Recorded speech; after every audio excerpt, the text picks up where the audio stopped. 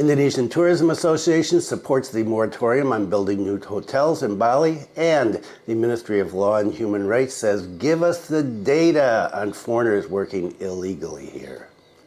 Stay tuned for details.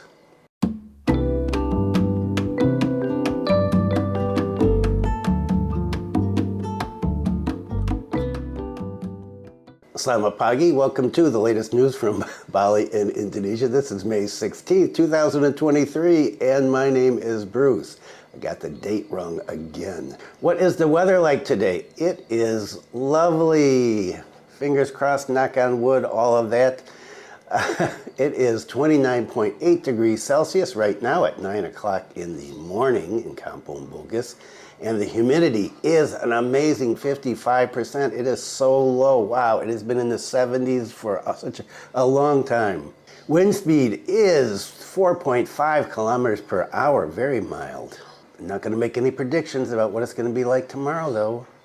I hope if you're in Bali, the weather is as nice where you are as it is up here. Okay, a lot of stuff to cover, and you may have noticed that I did a short the other day just to test it out. It's really more for this new channel I'm doing on English language learning.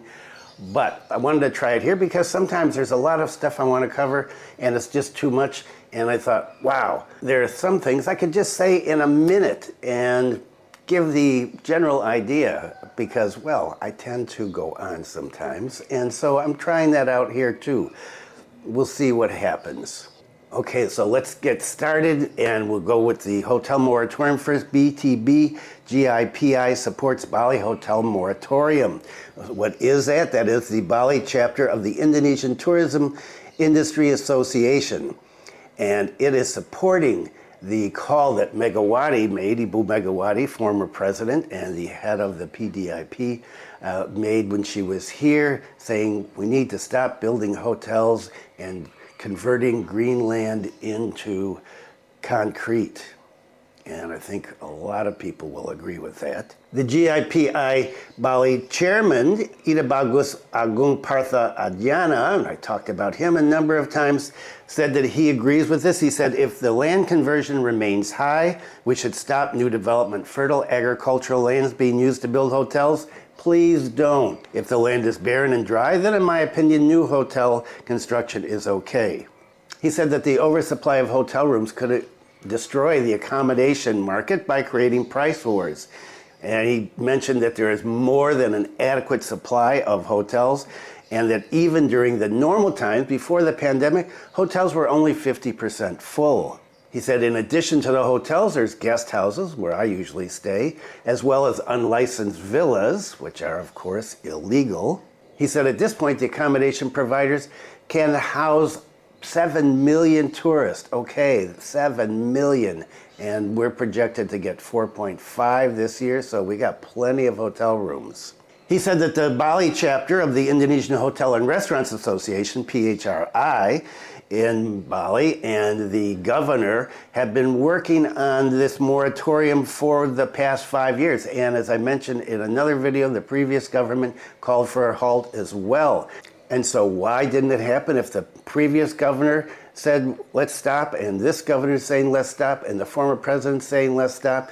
Because the provincial government is not the one that okays hotel permits, new permits for hotels. Permits for new hotels, according to Pak Partha, go to the second tier of government level, that is municipalities and cities. And so even if the governor says, no more hotels, stop building hotels, people at the lower level can say, yeah, okay, you can build the hotels.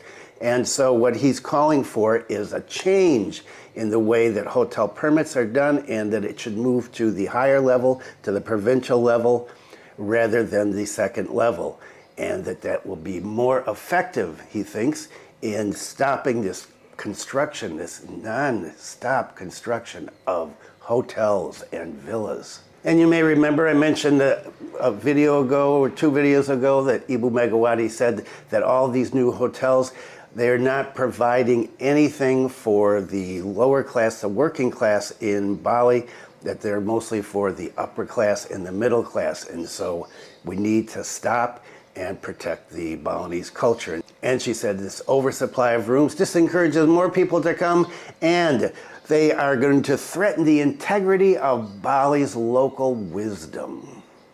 And as you know, if you follow this channel or if you follow any other channels that talk about this kind of stuff, the issue of foreigners working illegally here, well, the Ministry of Law and Human Rights said that they want data on foreigners working illegally. The head of the regional office of the Bali Ministry of Law and Human Rights, Pak Angiat, and I've mentioned him many times, said that people who suspect foreigners of working illegally, please do not upload videos that go viral about this, because sometimes you're wrong and it can harm the people that you're accusing of working illegally. He said, if you've got a suggestion, just give us the data. He gave an example when local residents see a foreign DJ in a bar, for example. He said, it's enough to tell them to describe the way the DJ looks. You can report to the Ministry of Law and Human Rights and say, there's a DJ working at so-and-so bar, and it's a foreigner. He said, this is funny. He said, for example, a beautiful girl, sharp nose, blonde hair, being a DJ at a bar. That's enough. Next, let the immigration friends investigate, because we want to see what permits they have. So rather than putting a video of this beautiful blonde, sharp-nosed girl on social media and accusing her of working illegally, he said, don't do that. Let us know and we'll investigate. And he wanted to remind people that foreigners who are married to locals have a right to get a permanent resident card, a KTP, which I have, and that foreigners who are married to locals have some rights on working, and this is a really, really gray area. He said, based on immigration law, every foreigner, male or female, who is legally married to an Indonesian man or woman may have a permanent resident permit due to family unification. For reasons of family unification, he said, the foreigners were allowed to earn a living, in a sense, work. As I said, this is a gray area. It's just that he can't work to serve a legal entity. There was a policy in the past. If he makes a living, he's freelancing. He's trading hawkers. We allow that because he has a moral and social obligation to support his family. And this is an issue that has gone on and on and on for years now about what are you allowed to do if you're married to an Indonesian. Can you work in your wife's warung, for example? Can I go down to my wife's warung and hang around there and sell stuff, which I really don't want to do, but could I do that legally?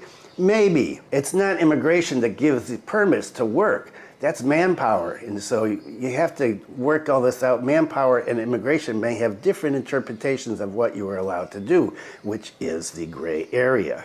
And so Pak Angiat said, if we work together, well, we've got a lot more. We can have 40 hands doing this instead of 2. He said, so anything suspicious, please report it immediately. So that Bali is even better. Okay, what about Komodo? Right, we haven't talked about Komodo in a long time. Travel leaders reject Komodo fee hikes. So I talked about this a long time ago, last year. So the Komodo National Park is under the exclusive control of a regional government-owned company, BTB-GIPI, and they control everything about this. And so they're the object of a lot of criticism from local tourism operators to the national government. Why? Because the increase in the fees is substantial increase in the fees. And the BUMD is also criticized for establishing a modern Komodo visitors center on Rinca Island, and accused of being built and operated in disregard for widely accepted best practice regarding the care and conservation of the critically endangered Komodo dragons, those cute guys. So the presidential office contacted these guys right before the ASEAN meeting that was held over in Flores and said, look, suspend these fees, these crazy fees, because we've got guests here and we don't want them to, think that we're just gouging prices here, that things are way too high. Well, apparently this didn't happen. They said we didn't get written instructions. We have to have written instructions from the ministry with ministers' signatures and all of that good bureaucratic stuff. And that needs to come from the Ministry of Environment and Forestry. According to the operations director of PT Florbo Moore, He said, "We cannot act on directions from the presidential staff requesting the postponement of new tariff rates for national park guides in Komodo Island and Padar Island without first receiving an official letter from the ministry." The Manggarai West Flores Association of Tour and Travel Agents, SITA, confirmed that the presidential staff had asked to revoke the higher admissions tariffs for Komodo National Park. Now, PT Flobamore introduced higher admissions tariffs effective 15th of April 2023, and the higher tariff prompted an outcry from tourism operators and community elements, including the Catholic Diocese of Ruteng, headquarters in Ruteng. And under the new tariff, the cost of naturalist guides increased by 1,000% for domestic visitors and 1,666% for international visitors. Before the 15 April increase, the cost of naturalist guide services for a group of up to 5 domestic or international tourists was set at $120,000. After the price increase, it was $250,000 per person for domestic visitors and $400,000 per person for international visitors. As a result, a group of 5 domestic visitors now pays a guide fee of $1,250,000, while international visitors would pay $2 million. A letter issued by PT Flobermore's directors announcing a new tariff on 24th of March set forth the following rates: $250,000 per person for Indonesian tourists taking a short trek, $275,000 for Indonesian tourists taking a medium trek, and $300,000 for Indonesian tourists taking a long trek. What are those short, medium, and long? I don't know. Indonesians participating in adventure activities on Lo Liang Island vary between $350,000 and $500,000, with night scouting guided tours costing $350,000. Trekking fees on Padar Selatan are set at $400,000, $750,000 for bird watching, $800,000 for sports fishing, $750,000 for film shooting, and $500,000 for still photography. They don't mention how much they're going to charge you for breathing. Before the increase, the Komodo National Park charged $5,000 for campers and trekkers visiting the park. Those wishing to explore local caves paid $10,000. In the past, divers were required to pay $25,000 per person, $15,000 for snorkelers, $25,000 for using a canoe, sampan, or floatboard, $15,000 for using a raft, and $25,000 for fishing. Local stakeholders see the much higher rates introduced by the company as exorbitant, opportunistic, and ruinous to developing local tourism. The saga of the Komodo dragons is not at an end, I feel. We'll see what's going to happen. Is the presidential office going to send them a letter and say, look, you need to get new prices? We'll just have to wait and see, as often happens in Indonesia. And what about the famous do's and don'ts, right? There's been all these problems about deportations and foreigners doing crazy stuff and driving and everything, and everybody's upset. Well, the government said that they were going to put out a list of do's and don'ts for people when they came here so that they would behave. Where is that list? I don't know. It's been a couple of months now since this was mentioned, and there's still no list. Foreigners who land in Bali will be given a do's and don'ts card. So the head of the regional office of the Bali Ministry of Law and Human Rights, Pak Anggiat, again, said that foreign nationals who land the island will be given a card, and that the card will contain rules so that foreign travelers know what they can and can't do. And what's going to happen, this card is going to be given to immigration once it's made, and the immigration will put it in your passport when you leave. And so you're going to have this card there that tells you what you can and can't do.